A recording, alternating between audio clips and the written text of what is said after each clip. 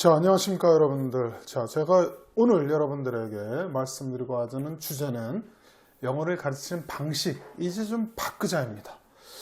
자, 우리 지금 학생들이 영어를 10년 배우고 고등학교를 졸업합니다.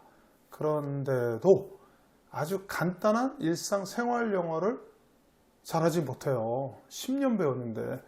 과거 제가 잘할 때는 초등학교 때는 영어 안 배우고 중학교, 고등학교만 영어를 배웠는데 물론 그때도 영어 한마디 거의 잘 못했습니다.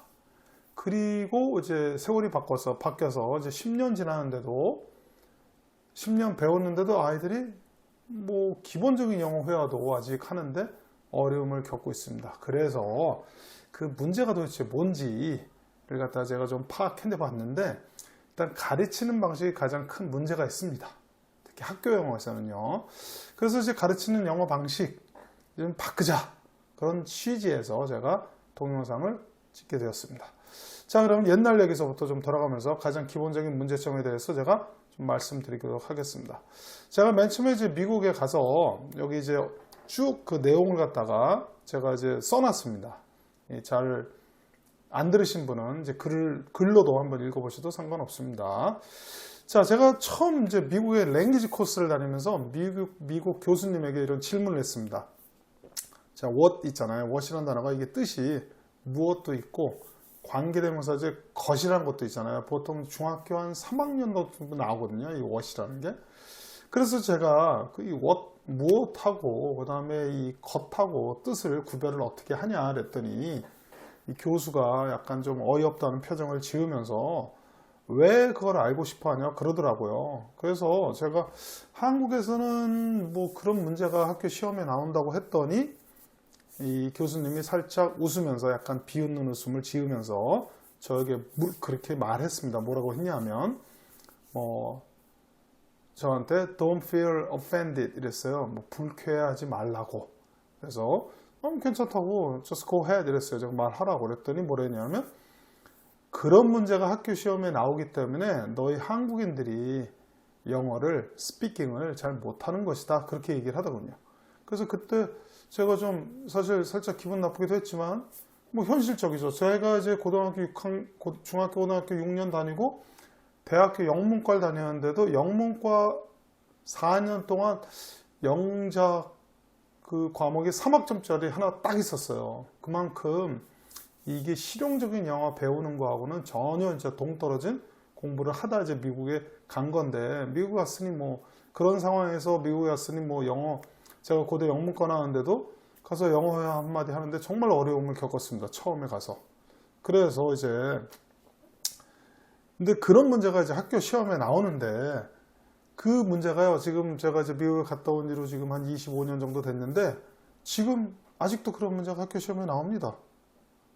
그런 문제가, 그러니까는 그런 문제가 학교에 나오고 아이들도 여전히 영어를 못 하잖아요. 10년 배우는데 간단한 영어 문장 하나 구사를 제대로 못 해요.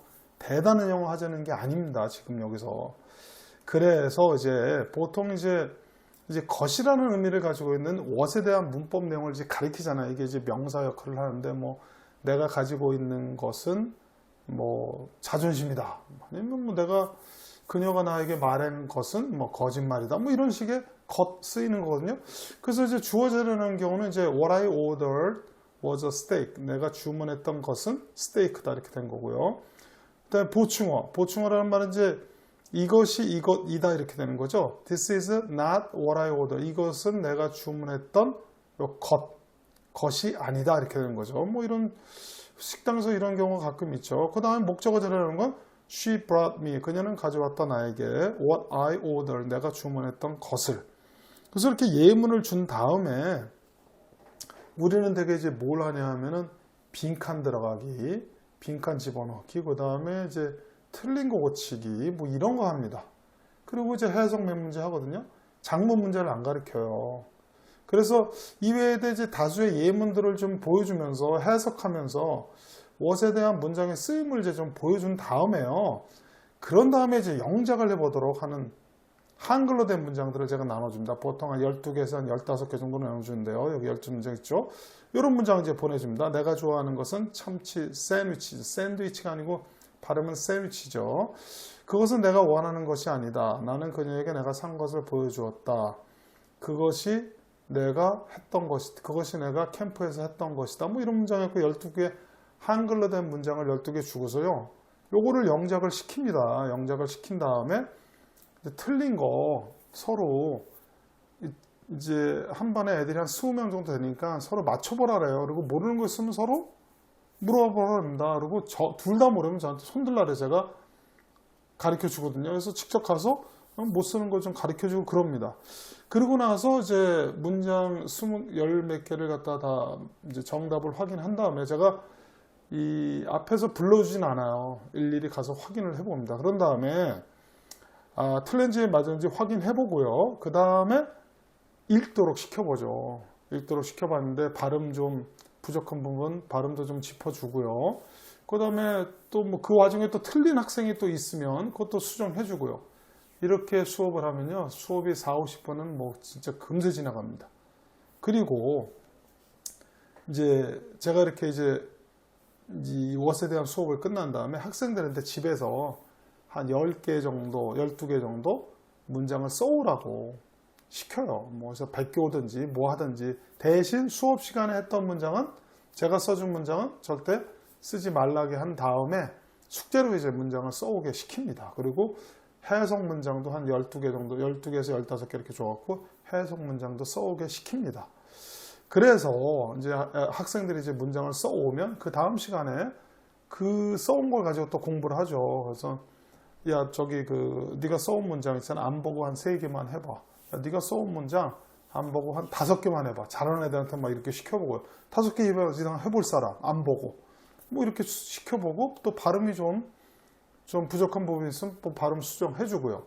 이런 식으로 보통 한 2시간, 3시간 정도 합니다. 워스에 대한 수업을요. 기본적으로. 그 다음에 맨 마지막에 문법적으로 뭐 틀린 거 하고 빈칸 이런 것도 해요. 시험 문제에 나오니까 학교 시험에. 자, 그래서 이제 제가 여기까지 저의 이제 수업 방식을 이제 알려드린 거고요.